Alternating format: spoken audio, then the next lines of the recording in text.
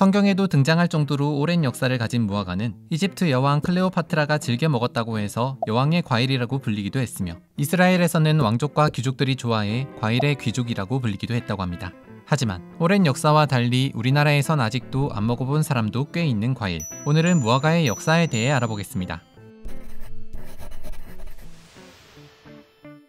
늦여름부터 늦가을까지가 제철인 무화과는 꽃이 없이 열매만 열린다고 해서 무화과라는 이름을 얻었다고 합니다.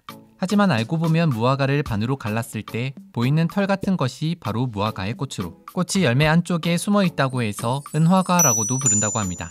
무화과는 아라비아 서부 및 지중해 연안이 원산지로 알려져 있는데 기원전 3000에서 4000년경 이집트나 아라비아에서 재배를 시작했을 정도로 재배 역사가 가장 긴 과일 중 하나로 손꼽힌다고 합니다. 기원전 14세기경 이집트에서는 무화과를 가로수로 심었다는 기록이 남아있으며 특히 이집트 여왕이었던 클레오파트라가 무화과를 즐겨 먹었다고 합니다.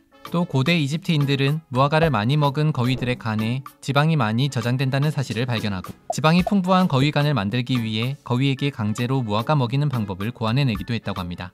이후 무화과는 고대 크레타 섬을 거쳐 기원전 9세기 무렵엔 고대 그리스와 로마로도 전파가 되는데 그리스인들은 무화과를 너무 좋아한 나머지 최고의 품질을 가진 무화과는 수출을 금지하는 법을 만들기도 했다고 합니다. 고대 로마와 그리스에서는 무화과를 질병을 치료하는 약으로도 사용을 했는데 기력이 딸릴 때 무화과를 강장제로 먹기도 했으며 무화과가 소화를 도와준다고 생각해 식사 후 디저트로 무화과를 즐겨 먹었다고 합니다. 이후 무화과는 아프리카, 포르투갈, 스페인, 터키 등으로 퍼져갔고 오늘날 터키는 무화과 생산의 중심지로 성장하게 됩니다. 그런가 하면 무화과는 종교적으로도 무척 흥미로운 과일인데 기독교, 이슬람교, 힌두교, 불교 등 많은 종교에서 다산과 평화, 번영을 상징하고 있으며 알라신의 예언자로 불리는 마호멧은 천국에서 가장 보고 싶은 유일한 과일로 무화과를 꼽기도 했다고 합니다. 특히 성경에선 아담과 하와가 선악과를 먹은 후 수치심을 느끼고 급히 벗은 몸을 가린 것이 바로 무화과 나무 잎이었다고 합니다. 이렇게 서양과 아랍에선 아주 오래전부터 먹었던 특별한 과일이었던 데 비해 우리나라엔 조선시대 말기에나 들어온 것으로 전해집니다. 연안 박지원은 무화과를 처음 보고 열하일기에 꽃이 피지 않고도 열매를 맺는 이상한 나무 한 그루를 보았다는 기록을 남기기도 했다고 합니다. 하지만 우리나라에서 본격적으로 무화과가 재배되기 시작한 것은 일제강점기인 1940년대 이후로 그때까지만 해도 무화과는 그리 흔한 과일이 아니었다고 합니다. 동의보감의 무화과는 맛이 달고 음식을 잘 먹게 하며 설사를 먹게 한다는 기록이 있으나 이외에는 무화과에 관한 내용을 찾아보기 힘들며 조선 후기의 대표적 실용한이 서인 방약하편에도 그리고 조선왕조실록이나 승종원 일기에도 무화과에 관한 기록은 잘 찾아볼 수가 없습니다.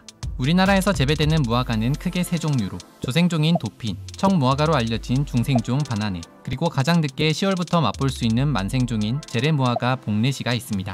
무화과는 호불호가 좀 나뉘는 과일로 이걸 무슨 맛으로 먹어? 하는 사람들이 있는가 하면 무화과 특유의 식감과 감칠맛에 푹 빠진 사람들도 많다고 합니다. 무화과는 말려 먹어도 또 얼려 먹어도 색다른 맛을 즐길 수 있는데 그래도 역시나 생가로 먹을 때 가장 신선하고 맛이 좋습니다.